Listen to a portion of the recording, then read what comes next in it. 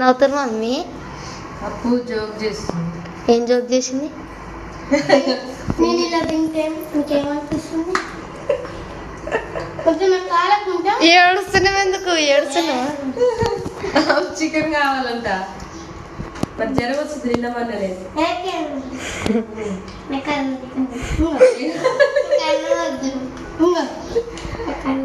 Chicken మంచిది కాదు. క్యాన్లా తీసేసినావు ఇక తినొద్దు. మళ్ళీ సండే తీసుకొస్తాం. ఒకసారి ఎంత బాగుందో. మళ్ళీ సండే చికెన్. సండే చికెన్ తెస్తాను. సూపర్. నీకు చికెన్ ఎక్కడిది? మా బాబాయ్